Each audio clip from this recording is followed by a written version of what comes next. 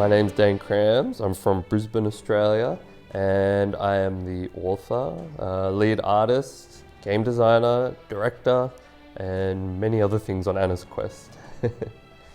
Way before I was doing any game design, I was doing film.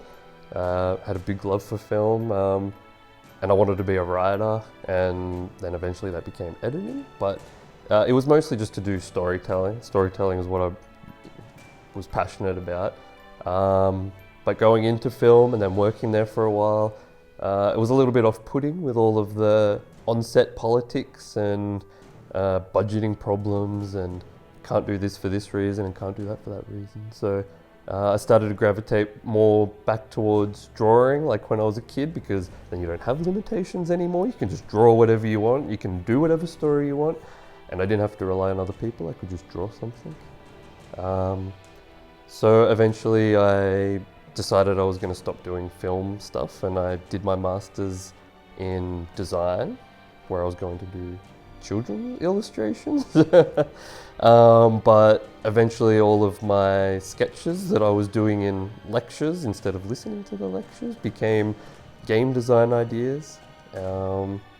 Mostly because at the time I was looking at a lot of indie game stuff, and there was a lot of exciting things, and Minecraft had become big and everyone was starting to make an indie game now. And so I was kind of excited by that and wanted to join in, and started to give my own little university sketches their own life and transition my children's storybook into a game instead. Designing Anna's Quest from the very beginning, the sketches I was doing, the very first thing I drew was Anna. And then the bedroom, actually. The first two things I had was Anna and the bedroom. I think they were on the one sketch paper that I had from a lecture. And I don't know, I was sketching a lot of other ideas after that had nothing to do with Anna's Quest. And when I started to think about what world I was going to first build for the game, I kept going back to that first sketch, and I kind of thought she was cool. This strange girl with this strange eye and hair coming over half of her face. Kind of wanted to know more about her and why she was in this weird bedroom with stuffed bears and a weird machine hanging over a chair. The game, it was never initially considered as big as it is now. When I first started it was only ever going to be a one-room thing. It was only ever going to be this strange character in this strange situation where she's been kidnapped for some reason. I don't think I knew what reason yet. She was just kidnapped. And the idea was that she was going to have to escape the room. And so I knew I wanted to have something unique about that. I love that all these other indie games had something. They were always trying to push something new into their games. And so I was trying to find something myself. And somewhere along the way, I thought of telekinesis. I was thinking of the verb coins and something unique you could add. They were always doing something like licking or being able to kick something. So I thought, well, what else could I add to that? And it became telekinesis. All of the Brothers Grimm style things and the fairy tales that are incorporated into the game, that really just came about because the original idea was that there was this witch that had kidnapped Anna. I just love witches. I love that kind of fairy tale, dark European setting. And as soon as it became more than just the one bedroom and that world was going to expand, then I had to consider, well, this world has witches, it has kidnapping witches, it has ghosts that you can talk to. So straight away, Brothers Grimm and Hans Christian Andersen and Aesop, all of that kind of comes to mind. And so I started digging through more of them to find more and inspiration, and was just finding all these great characters and settings and situations that were almost making a story and an adventure game world on their own. So as soon as I started reading a lot of these stories, it was quite easy to find where it was going to go. There was plenty of fairy tales that I was reading that I absolutely loved. I mean, I loved Rink Rank's story straight from the start. There's a crazy guy living up in the middle of a mountain, and the poor guy just gets, a woman comes into his home and then flees, and he's the bad guy. So I love Rink Rank. I don't know. when it was around the time when I was first starting to consider how I was going to design the game, that's pretty much when Whispered World came out. And all of a sudden, that was a huge inspiration because it was suddenly like 2D adventure games were exciting again. Everyone was talking about this new 2D adventure game, and you hadn't even seen something like that since Curse of Monkey Island, maybe, which I absolutely loved as well. So there was this big gap where I didn't get to play any of these kinds of games, and then they were back again. So it was definitely exciting in a way that I wanted to be part of that. I knew that other people were still interested in and wanting to play it, and so I wanted to make a Whispered World myself. Getting started on my own actually wasn't that hard at all. I mean, I had no programming experience. I was only ever doing animation and illustration, so I knew I was going to be able to do that to a certain extent, but I had no idea how to actually make a game or put it together. And as soon as I started poking around in forums and asking questions to people, there's such big communities out there that you only need to start asking one or two things and everyone will help you out, and watch a couple of tutorial videos and the next day you can start making a game. It's easy. Why not? Well, when I was starting the game on my own, it was a little trickier because, I mean, I was only doing it for myself. It was more, of course I had my master's. The game was a master's project, but at the end of the day, when the master's was finished, it was just working for myself. So when I suddenly got an email out of the blue from Daedalic saying that they were interested in it, I think from that point on, it felt like I was making something important because I had one of my favorite companies' attention, and especially considering they were the company that motivated me to start in the first place, I felt like I was doing something right.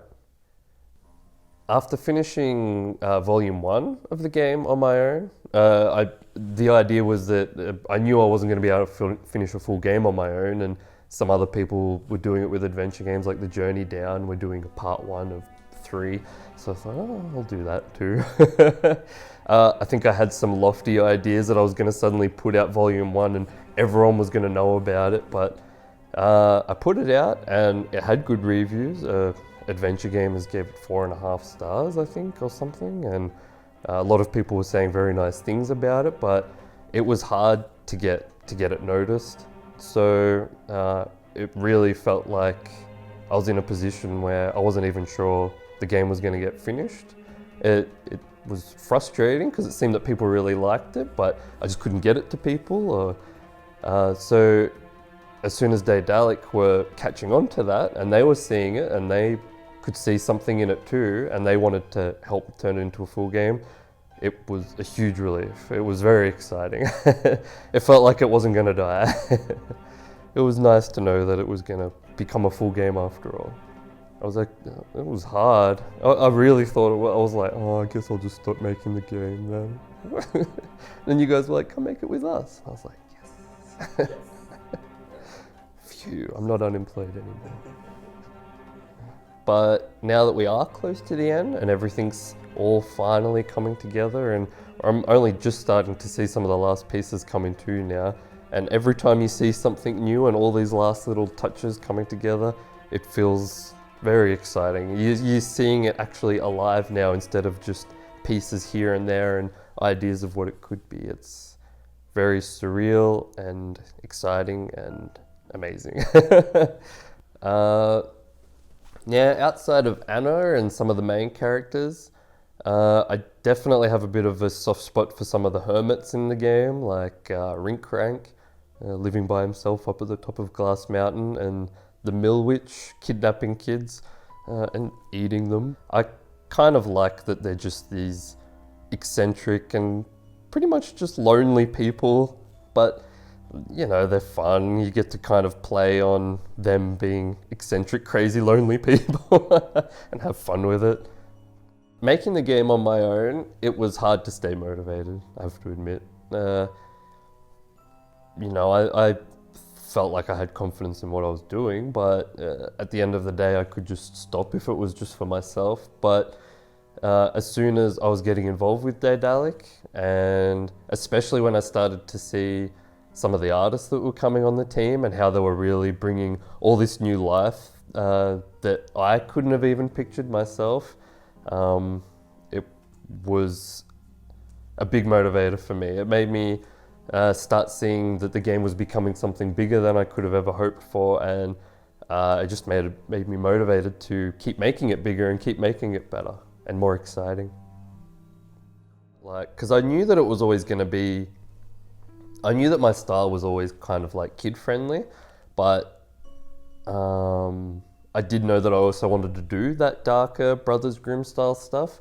I kind of just thought it was going to be a nice contrast when I did it as well. Like, I thought maybe it wasn't going to work, but then I thought it would be kind of nice to have this cute style and then all of a sudden have a ghost with no eyes popping out of a skeleton. I always remember that when I was a kid and we had kind of Brothers Grimm style books, you hear the stories as a kid and they seem, you kind of pick up on some things from it, but maybe not always the darker stuff. And I always remember looking at the illustrations and being kind of scared by them. These kind of grotesque looking witches and kids in jail cells and things like that. So even with Anna's quest, when we have quite a cute looking style, really, there's a lot of that kind of creepiness underneath a lot of that. We have, I really tried to put as many grotesque witches and kidnapped children and, no.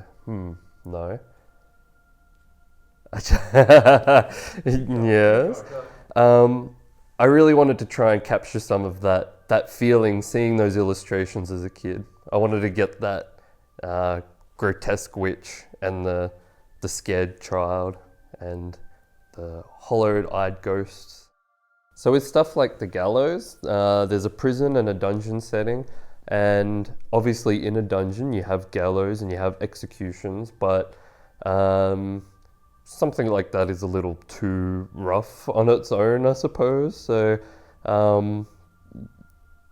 you want to make that at least a little bit more entertaining and fun, I guess, and so you turn it into a game show. I literally did, I like, oh, I really want to put some executioner stuff in there. And then I thought, maybe I need to make it a bit more bright. I don't even know where I can, because he had the lever for the hanging. So I was like, yeah, you could just pull the lever and something spins and he gets different forms of execution. That's literally all I thought of. That was it. Of course, every adventure game needs a bartender and a tavern. I always had my own idea for bartenders when I was playing other adventure games and other bartenders. I kind of didn't like that other bartenders were always a little bit separate from the game though.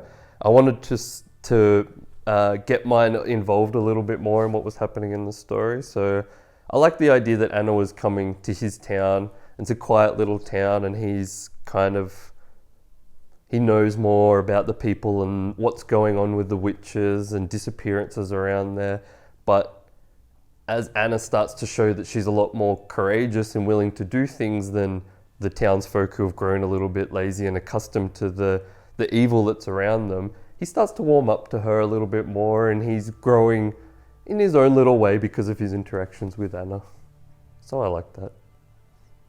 I think when Anna's quest is all said and done, there's definitely more to that story that I can see. I would love to do another Anna's quest. It's not just Anna either though. I don't know where I'm meant to go with that. There's lots of stories I'd love to do. I mean, I do know there's stuff that I really want to do, but I don't know. I have to wait and see. I don't know. I'm not sure. I'm not sure what the future holds.